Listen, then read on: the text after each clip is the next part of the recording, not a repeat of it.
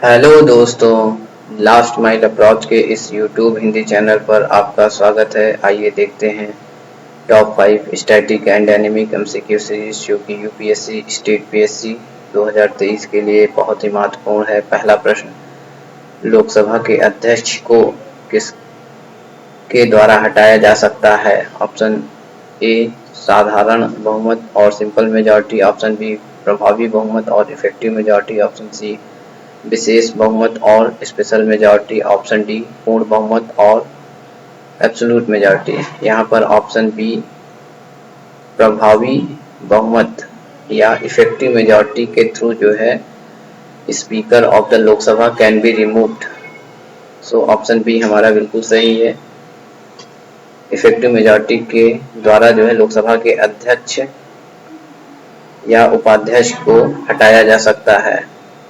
बढ़ते हैं अपने दूसरे प्रश्न की ओर। टाइगर मास्क की निवेशा के संबंध में निम्नलिखित कथनों पर विचार करें। या नवरात्रि के दौरान देवी दुर्गा के सम्मान के लिए आयोजित किया जाता है, या it is perform during the Navratri to honour the goddess Durga. दूसरा स्टेटमेंट, यह तटीय कर्नाटक में अद्वितीय लोक नृत्य है।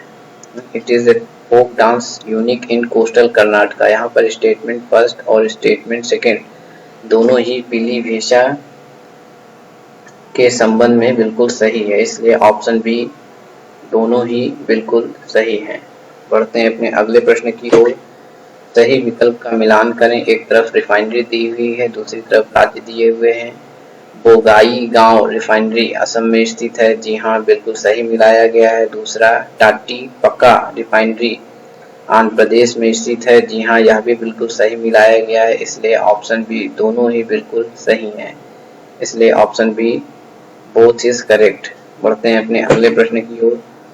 नारकोटिक्स कंट्रोल ब्यूरो के संबंध में निम्नलिखित कथनों का चयन करें। पहला, यह narcotic drugs and psychotropic act 1985 के तहत एक वैधानिक निकाय है जो 1986 में स्थापित किया गया था, जी हाँ यह बिल्कुल सही स्टेटमेंट है। यह एक स्टैट्यूटरी बॉडी है जो कि narcotic drugs and psychotropic substances act 1985 के तहत 1986 में स्थापित किया गया था। यह गृह मंत्रालय के अंतर्गत आता है, जी हाँ बिल्कुल सही स्टेटमेंट है।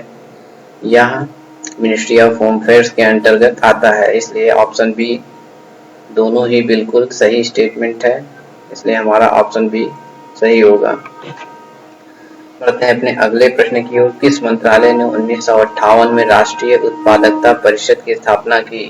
Which ministry has established the national productivity council in 1958? Option A वित्त मंत्रालय, ऑप्शन बी ग्रामीण विकास मंत्रालय, ऑप्शन सी वाणिज्य और उद्योग मंत्रालय, ऑप्शन डी पर्यावरण वन और जलवायु परिवर्तन मंत्रालय।